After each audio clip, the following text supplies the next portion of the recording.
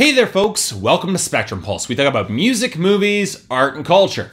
And today we're going to be talking about the new album from How to Dress Well, titled What Is This Heart? This conversation was inevitable, but it's also one that I've been meaning to discuss for some time now. And it's not a comfortable subject either, but you know what? It needs to be addressed in some fashion after some critics decide to make a point of it when criticizing this album and the classic mistake of criticizing the artist over criticizing the art. Yes, I'm talking about indie R&B, or PBR&B if you want to get snarky about it, a term coined in the rise of a selection of unconventional R&B acts over the past couple of years. A relatively new subgenre, indie R&B drew more upon diverse aesthetics and subject matter than the classical jazz, soul, gospel influences that have driven R&B in the mainstream for decades now. Now, common acts in this genre, they include Frank Ocean, Miguel, and The Weeknd, who built successful careers modernizing R&B tropes and subject matter and fusing with some tropes in indie rock. And amongst that group was the musical project of singer-songwriter Tom Krell, titled How to Dress Well, who, in contrast to many of the conventions and contemporaries in R&B, traditional or otherwise, is white.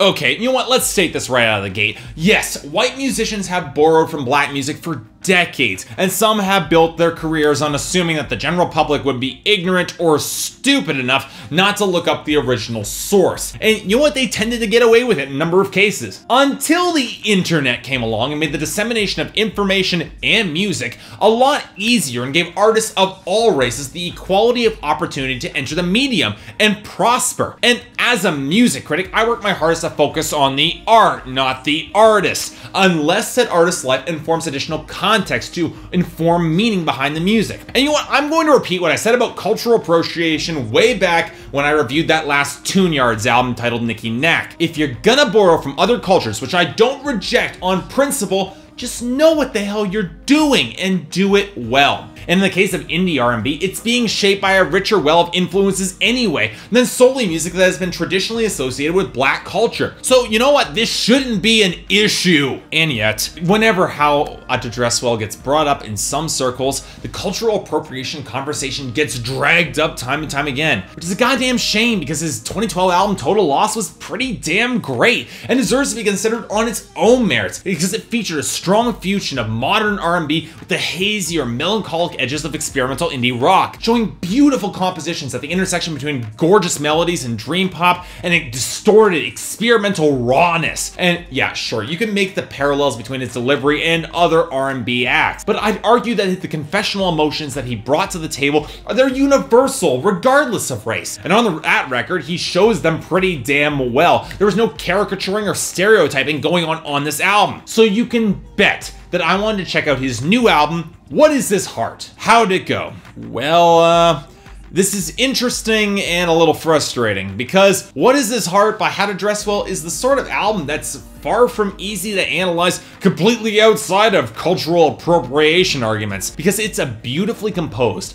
excellently produced, intelligently written indie R&B album with aspirations towards pop and Justin Timberlake in particular, and yet one that I'm not quite convinced works all the way through. And bizarrely, even though Krell has gone on record saying that he wants this to be pop, not populist, and he's had the intellectual heft to back up his lyrics there with real nuance, I've got the odd feeling that a streak of populism might have helped this album work just a little bit better than it does. Now, okay, before this gets too complicated and probably pretentious, let's talk about the instrumentation and the production. And you know what, for the most part, it's gorgeous. Krell's had a real gift from melodic compositions for a long time, and though you can spot the influences from R&B acts in the 80s and the 90s, the melodies are decidedly his own, and they are presented in that fashion. Understated, tinkling pianos, murky bass to supplement gurgling, pitch-shifted vocals on a few tracks, ragged string arrangements that have some phenomenal texture, and yet blend wonderfully against the well-plucked guitar work, the shimmering synth lines that just manage to drift lazily across the tracks, and the sandy, crisp percussion coming together to create beautifully smooth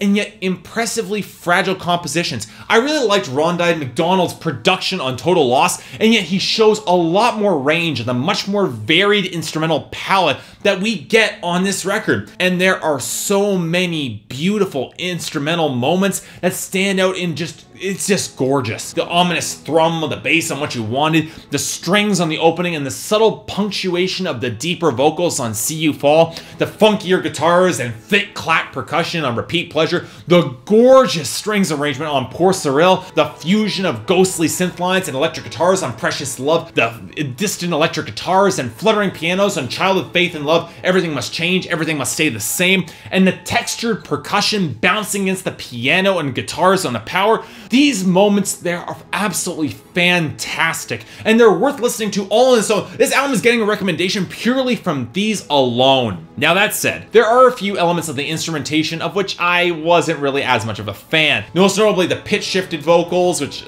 they've never really been my thing, and some of the darker, more ominous, unsteady synth tones, mostly because they seemed like elements trying to add a harsher atmosphere that, I'll be honest, really clashed with Krell's vocals. It just really wasn't flattering at all. And on that note, let's talk about Krell himself. Honestly, in the veins of indie R&B, he's not the most striking performer who's ever come up to the microphone, but his range is impressive and he's convincing at delivering a lot of real emotion, especially when coming across as conflicted or heartbroken. Now, where he stumbles a bit is when singing about emotions that demand more energy or active charisma, like singing about anger or joy, mostly because he doesn't have a huge amount of real stage presence, and his vocals can come across as really thin in this range, especially when he dips into his falsetto. And while I won't deny that the vocal production does a fine job emphasizing some of his loneliness and despair, sometimes it can be a bit of an odd fit when considering some of the subject matter on this record. Now, here's where we get into complicated territory, and this is talking about lyrics and themes. Now, much of Krell's work is focused on the underlying pessimism in his relationships. He sees depression, death, and despair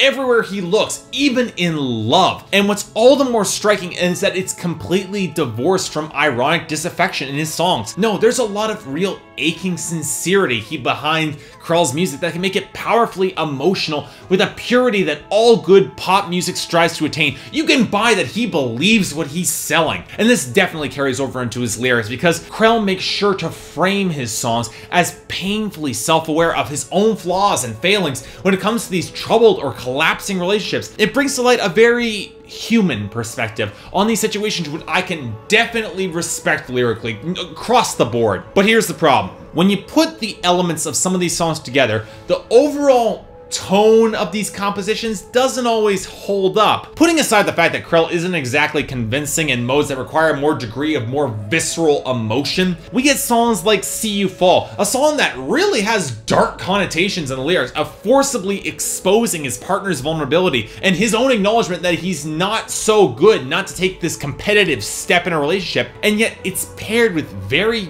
gentle instrumental framing that just feels kind of tonally awkward. Or take the Repeat Pleasure, one of the most upbeat songs on this record that seems to emphasize Krell's continued hunger for desire and to keep on desiring beyond stability in relationships, but honestly, Krell is completely unconvincing for me trying to pull off this pseudo-Prince-inspired sex jam, which really what this song is. Now, thematically, this record is exploring how Krell deals with love, and on some level, it posits that by filtering through his brand of indie pop R&B, that it's less of a blessing and more of a curse, something that he always wants and craves, that love and passion, but once he has it, his actions and attitudes only seem to push it further away, or trigger its collapse or instigate it in some manner in favor of another person. And yet Krell is such an expressive, vulnerable presence behind the microphone that while these sorts of attitudes might fit some of the self-flagellating side of his delivery, without a certain amount of attachment to his delivery, I find some of these songs really hard to buy. And since we get very little detail surrounding the other people in these situations and in these relationships, and while Krell might be emotionally honest about his plight so that it never really comes across as calculated, the songs present a protagonist self-absorption who is aware of how his appetites might appear and come across in his relationships, and yet he acts on them regardless. And are we supposed to empathize or admire this here? Because Krell has drawn comparisons to Mark Kozlik's singer-songwriter project Sun Kil Moon. And you know what? I've got similar issues with What Is This Heart that I did with Benji. Because Both of these albums present songwriters who are extremely intelligent and yet who are utterly obsessed with their own stories above any other, and yet are critical darlings because on the surface they've afforded themselves some nuance in their lyrical framing. And yet you can have artists frame themselves in this way if they're looking to make a real point behind it. I've got no problem with that. But like with Benji, I find the revelations delivered on what is this hard to be, well, you know what, somewhat trite, and they don't really grip me as all that profound, especially when they can be partially summed up by one line from Adam Driver's character on a season 2 episode of Girls. Well, if you love someone, you don't have to be nice to them all the time. Now, you know what? Okay, to be fair, the stakes are very different in comparison with Benji. How to Dress Well is working in the vein of R&B and pop, and strangely enough, the songs where he opts for a more straightforward approach to his doomed desire for love that he often self-sabotages often work a fair bit better. And you know what? There's a certain strange symmetry to the fleeting nature of pop music and the fleeting nature of these relationships that he goes through, and you know what? There's enough nuance on these tracks to mostly support it. But if I'm being honest, I can't help but feel that some of these songs might have had a lot more impact if not sung by Krell. Simply put, he comes across as almost too gentle to back up some of his darker lyrical themes, and makes his ending tracks on this album, where he touches on more on an optimistic worldview, just ring a little bit hollow to me. Sure, they're honest.